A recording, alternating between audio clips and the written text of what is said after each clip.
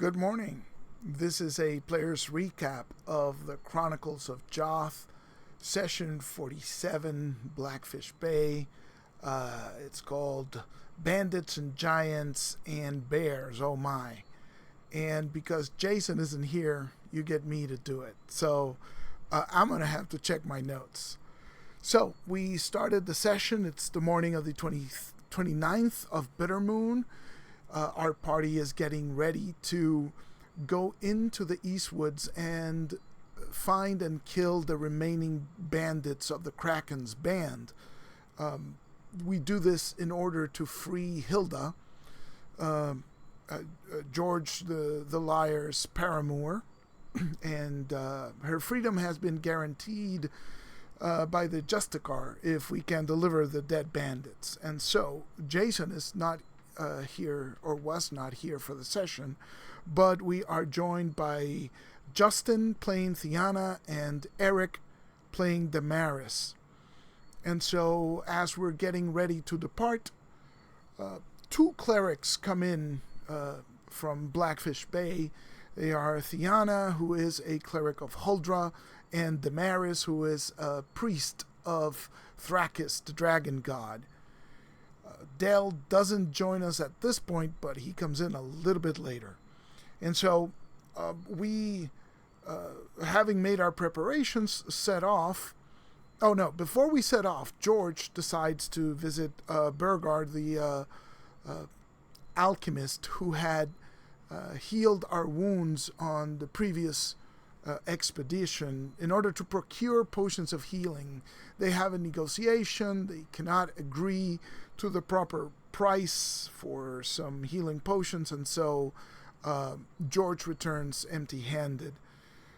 Joined by our new clerics, we set off, and en route to the Eastwood, looking for the entrance of that hedge maze that we had taken to escape our first foray into the woods. We run into a lone figure coming down from the north on the road in the direction which we are coming from. And so Osric directs the rest of the party to take cover by the side of the woods because there's a mist and there's underbrush, so that they will remain unseen in case this is some sort of ambush. It turns out to be a staggering figure of a thin elf, and it is Dell's character. This elf collapses by one of the trees on the side of the road. He looks bruised and his clothing is torn. Osric approaches and talks to him, and he says that he was part of a caravan which was ambushed further up the road, and he doesn't remember. He has his memory seems to be affected by this beating that he has taken, but he does communicate that his name is Zothan, and he was traveling with his wife and as part of some sort of caravan which was attacked, and he was hit and managed to wander off into the mist, but has no clear memory of who or what attacked them. He says his wife Eliza has been taken from him. And so as we are talking and we are finding this story out, we hear and see figures coming down the road from the north, from the place where the elf was coming from. So we again take to the side of the road to hide beneath the bushes and hope that the mist can keep us under cover. We have a quick discussion before the figures show up, and so then volunteers to head out on the road and meet them alone. And with the logic being, if they're the bandits, they'll come after him, in which case we'll be in a position to shoot from cover and ambush them. And if not, then at least we'll parley and see what exactly is going on. And so their leader comes forward, right, and has a brief conversation. They claim at least to have come up against the ruins of this caravan that he describes, which has been picked over. So there's nobody there, there's nothing left. And they actually ask Sothan to come with them to the lodge of the Longfangs, which we have come from, claiming it's a place that will grant them hospitality, and they are correct. We've experienced nothing but hospitality from them. But Sothan declines, and so he waits until they pass, and we let them leave. Hilda says that she doesn't recognize any of them as belonging to the bandits, and so we assume that this is just a band of travelers, right? 5 or 6 men, some wearing light armor and some heavy armor, but, we let them pass. And so we inform Sothan of our plans, right? We're just going to find these bandits and take care of them, and Sothan is desperate to find news of his wife, and so he figures this might be the only chance he has to find her. So having decided to join us, Osric gives Sothan a spear that he had taken on the previous expedition, and so that the elf is armed with something other than the dagger, which seems to be his only possession. And so we take to the underbrush to find the entrance of the hedge maze. It proves to be difficult, but fortunately, George's familiar, a bird a native to this woods, knows the general location, and so as we search, it is George who locates the entrance to the maze. And so we move down the maze, we hit the first clearing. We've been here before. We proceed carefully, tapping the ground in front of us. We go single file. We know some areas are booby-trapped. And we approach the first clearing. Now, next to the clearing is the smaller clearing to the side where George and the rest of our party had previously seen the gestating wood elf surrounded by a ring of shrieker mushrooms. And on our escape, George had actually shoved our prisoner into this clearing, and so he is curious and peeks inside to see if he can spot the bones of the prisoner that he had thrust into this clearing, and finds nothing. The mushrooms are there, the tree stump which used to hold the gestational sac is there, but the gestational sac is gone, and there is no sign of the elf. And so he proceeds back to the group, rejoins the group, and we continue on our journey. We enter the hedge maze once more, headed east toward the clearing where we had burnt the cabin and fought the giant previously, because we know that that is the route to the bandit encampment, but also that within the burnt ruins of the cabin there should be the silver breastplate that Ungar had located a couple of sessions back, and which had caused him to be infected by the root disease.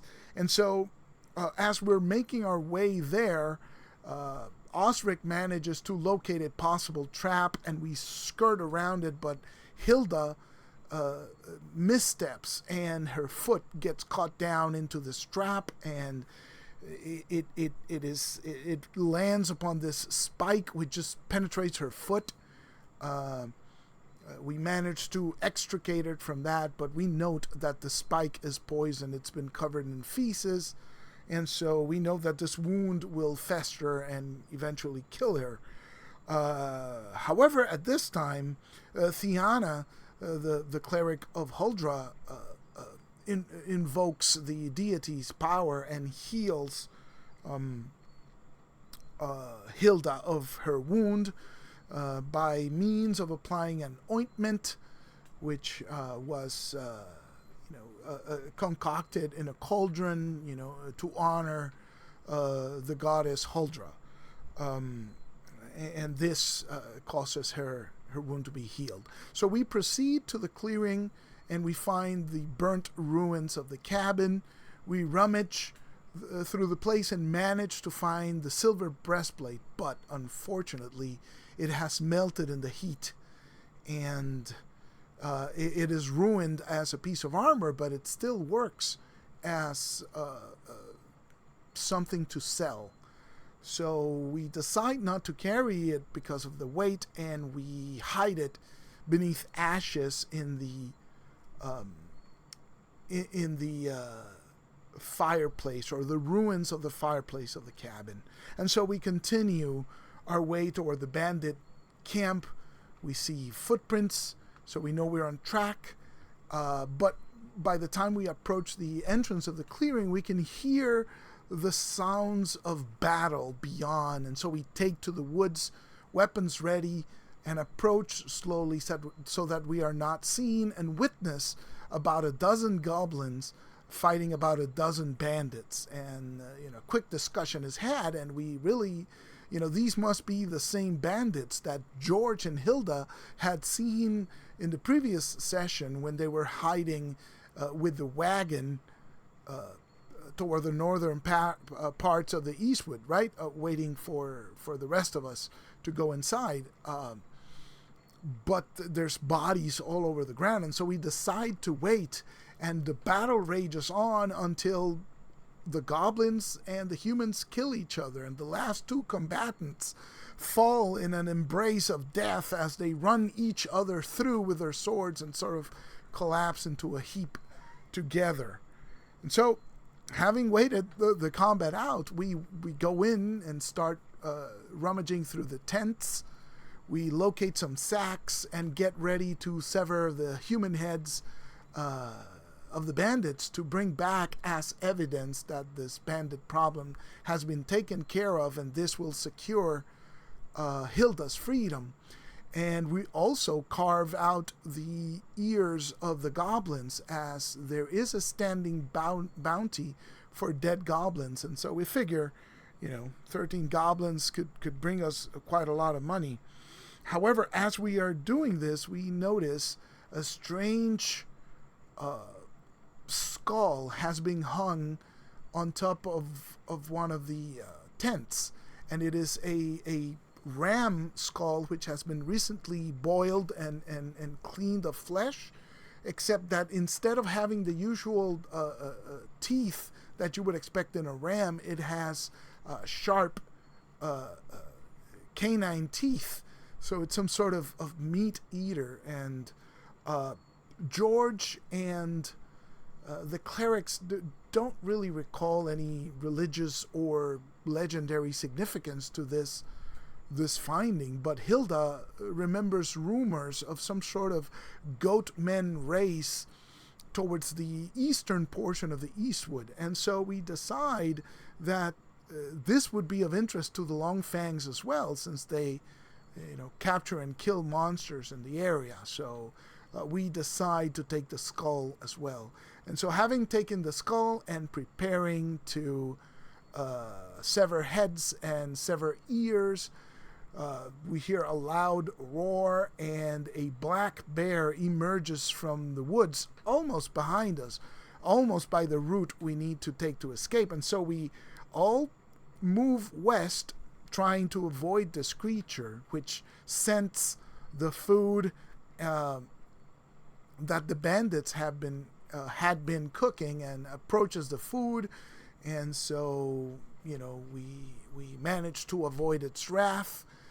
George the minstrel sings a song that conjures an entanglement spell and binds the bear to a location so that we can move freely. Having gone to the western edge of this clearing, we see a cliff, and down below there is a second clearing containing the giant-sized house of the creature that we were originally here to pursue.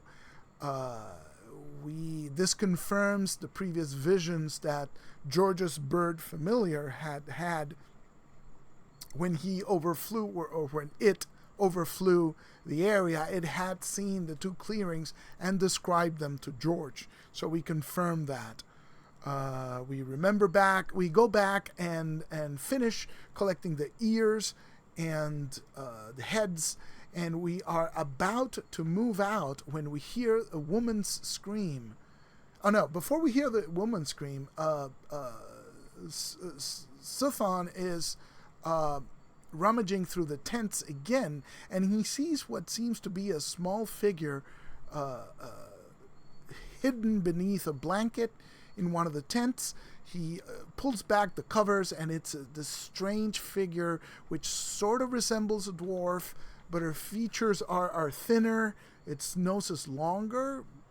It seems to have a blonde beard. Is it perhaps some sort of gnome? We don't know. He hasn't seen one like this before, but the creature is dying. And so he calls the clerics to come help, but by the time they make their way into the tents, the creature has expired. There's a mysterious scroll with it, indicating something along the lines of... let's see, I have the words in my notes. I have come forward to risk my life and learn your mysteries.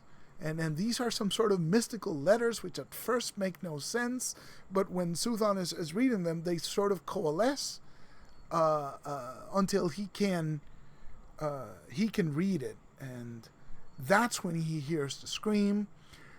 Woman scream, so immediately he's thinking of his wife, and he runs out to the edge of the cliff on the western side and stares down and sees emerging from the forest the giant, who is wounded still, thankfully, carrying a woman, and he immediately recognizes the woman as his wife, Eliza. And so this is where our session ends, as we realize that our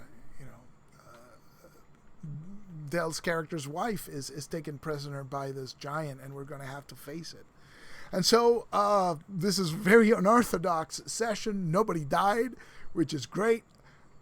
We didn't actually need to fight anybody. We talked our way out of the bandit confrontation, and we just waited for the goblins and the humans to kill each other. We were hoping to have the majority of them, whoever wins will attack, was our original plan, but we didn't need to do that. And so as far as experience from fighting monsters, we at least thanks to George's spell, we managed to contain the black bear, but that's it. That's the only actual encounter that we managed to foil. I don't think that the travelers coming down the road count as an encounter that's worth any experience, but that's for Todd to decide. As for riches, well, we did find the melted breastplate. We'll have to recover it on our way back, if we make it back that way. There's the goblin ears, which are certain to fetch some sort of reward, and perhaps the mysterious not goat skull, the ram skull may perhaps bring us some monetary reward, but who knows? At least we've enjoyed the hospitality of the Long Fangs for a while. And now we are faced with a choice for next session. Will we descend the cliff? It's about 50 feet down, so we have ropes. We could rappel down and attack the giant and then seek to escape that way. But we will have to see what the future has in store. So I hope this is a good recap for Jason when he gets to hear it. And thanks for listening. Take care, everybody. Bye-bye.